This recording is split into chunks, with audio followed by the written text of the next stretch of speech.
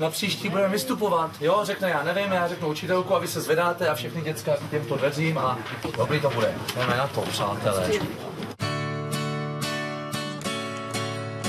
Náš svět promění se hned, když zavřeš oči. Budu vyprávět o tom, jak nekonečné jsou hvězdy, co lidem plují nad hlavou. Co teď, možná jsme spolu naposled. Sladká jsou slova jako med o tom, že spolu budem dál. To bych si vlastně hrozně přál. To bych si vlastně hrozně přál. Dvořákovou čakajú samé nové veci, čo je vlastne pre mňa príjemné aj po hereckej stránke, pretože si myslím, že niekedy musí byť trápenie pre tých hercov, ktorí sa vlastne vôbec nerozvíjajú v čase. Eva sa posunie do takej inej roviny. Ono už je to vidieť, že je trošku inak vyzerám, že mám iný účes a ja by som k tomu prezradila, že nový chlap, nový účes. Co čeká Karla Dvořáka v této sérii, vám samozřejmě velice rád prozradit nemohu. Jak říká klasik, my nesmíme ani naznačovat, ale já naznačím. S Evou, s mojí ženou se na place setkáváme. Je to hodně míň, než to bylo předtím. Nemáme mezi sebou příliš přívětivé dialogy, takže jsme z toho trošku po těch 2,5 letech, nechci říkat rozhození, ale už jsme si jeden druhému přiznali, že už se celkem těšíme, jestli to dobře dopadne. Jenomže já bych si teď ráda v klidu srovnala, co chci. Co můžu a co nemůžu. Sama. Chápeš?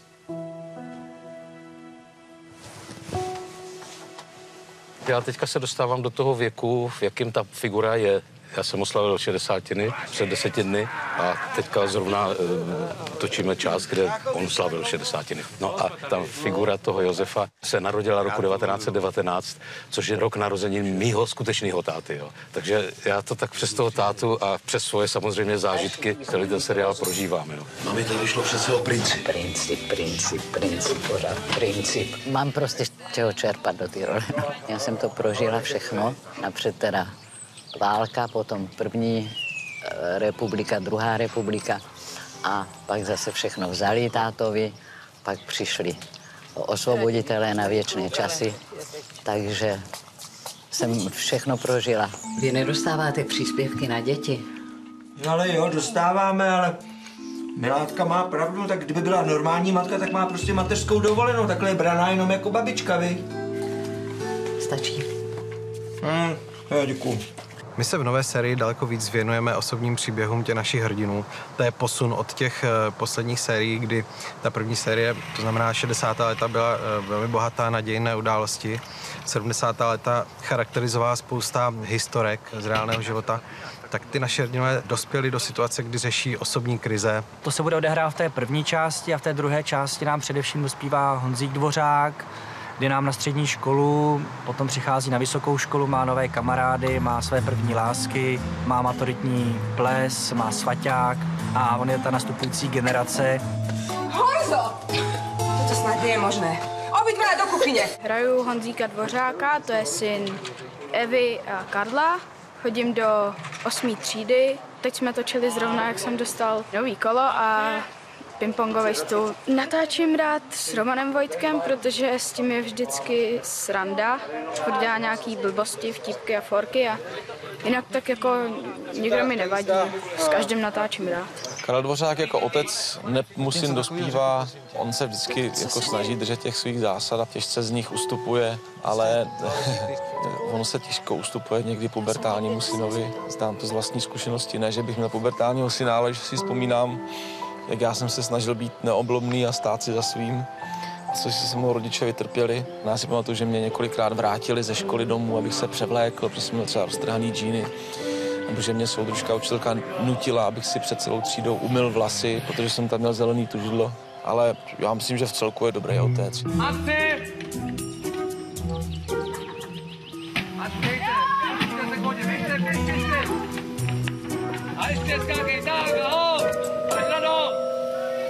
Tonda se Zuzkou opět řeší svůj boj s režimem, nicméně se snaží proplouvat tak, aby nějakým způsobem přežili.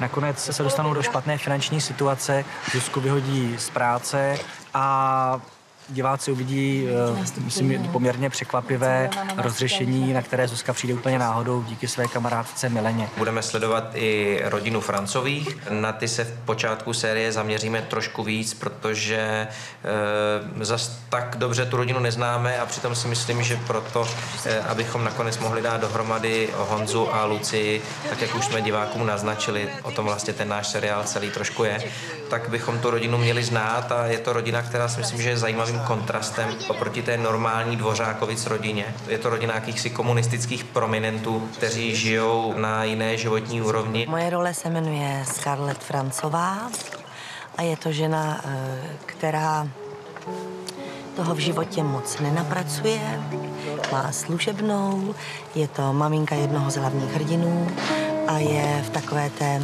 vyšší společenské vrstvě. Já si myslím, že pro herečku je vždycky důležitý, když se může nějak proměnit, když může v sobě nacházet nový výrazový prostředky a myslím si, že tahle role mi to umožní. I ta celková fyzická proměna, prostě zvolili jsme jiný účes, jinou barvu vlasů. No je to takový totalitní papaláš, je to pracovník ministerstva, takže všechno má, všechno sežené, tato vila je jeho. Právě jste mě zastihli, jak se vracím z Libye k rodičům a dělová linka se trochu posune, protože budu mít problémy se svojí manželkou Veronikou, nebudeme spolu žít a stále budu ve vztahu s rodinou Dvořákových a dál nechci prozrazovat. Tak Veroniku čekají jako velký změny. Veronika určitě svoji životní situaci začne řešit svým způsobem. Takže já po nocích nespím, hodně piju. Takže něco v tomhle duchu jí čeká. Co možná pro diváky bude překvapivé, že se nám vrátí do děje Ota Slaňoch v takové opět své zvláštní typické póze. Bude mít svůj bar a později diskotéku. Jak to dopadlo s tím jejím přítelem? Oto. Ten to přežil. A teď to neudělal na schvál, ne? No ne.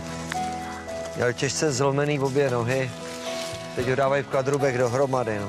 On snad bude chodit. Slaňoch pokračuje, když je zraněný, zmrzačený, jak na srdíčku, tak na těle. Ale samozřejmě, jak se říká, že bude dál, takže ta jeho postava se velice příjemně vyvíjí. Kolem ní se bude motat postava Kohoutka, kterého známe z NDR. Ty spolu budou chvilku tak jakoby vlastně podnikat v rámci těch socialistických podmínek a trošku šidit. Kohoutek se bude věnovat dabování pašovaných videokazet z filmy ze západu, což tehdy taky bylo vlastně populární, takže vzpomeneme určitě na Ramba a na takový ty první filmy, které tehdy přišly. Tahle ta série bude mít 26 dílů a my ji říkáme 80ková. V této sérii se podíváme do mnoha zajímavých prostředí. Bude zde diskotéka, protože 80. léta určitě spoustu lidí si spojí s diskotékami, s Coca-Colou a s podobnými výdobytky.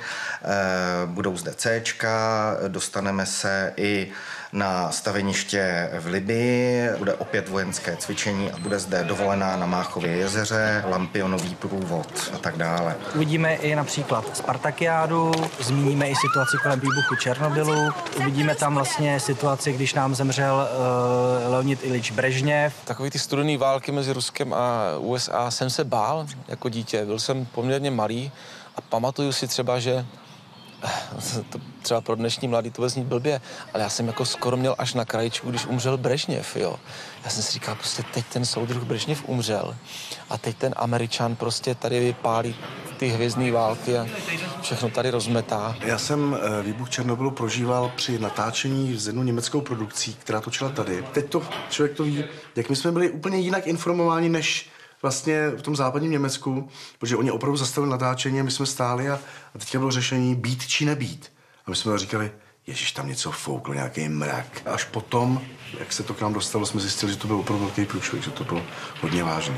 Seriál Vyprávěj si myslím, že je velmi kvalitně obsazen. Máte tam velký herce, jako je Sváťa Skopal, Veronika Frajmanová, vedle nich Roman Vojtek, Andrea Kerestešová. A ty herci v průběhu času dostali ty svoje postavy pod kůži a my můžeme krásně začít pracovat s věcmi, jako jsou improvizace. Já bych teda nenechala dítě schválně nakazit. By se to mluví, když je Honzík měl už v houslích. Jestli... Já si myslím, že na výpravě ľudia majú radi to, že je to iné, že to nie je sprosté, že je to ľudské, že je to inteligentné že aj ten humor, aj tragédia, aj všetko je vlastne vykreslené takým prirodzeným spôsobom. Všetko je vlastne tak dokonale premyslené, že zrazu to vyzerá hrozně prirodzene. Teda aj my sa tak snažíme, aby to naše hraně bylo také civilnější. Já se snažím s herci pracovat tak, aby sami uvěřili příběhu, který hrajou, aby ho měli rádi a aby je bavil. A proto můžou přenést emoce těch svých postav před kamerou a funguje to velmi dobře. Já jsem se lekla. Jano. Ahoj. Ahoj. Mně to je dobře, ty už se nám vracíš.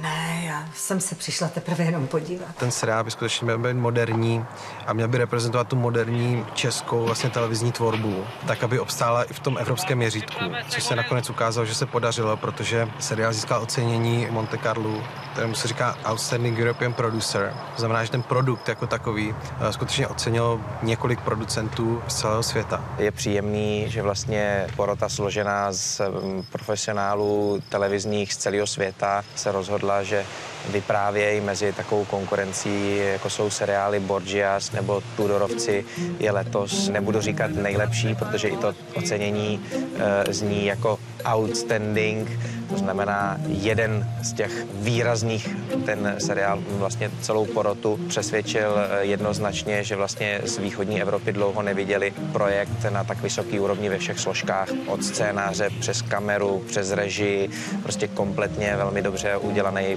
profesionálně promyšlený moderní seriál. No tak tady já teďka budu takhle fungovat, no. Ale nesmím zapomenout na tu kulání. Já to mám jako, já nemám tak ahoj, čau.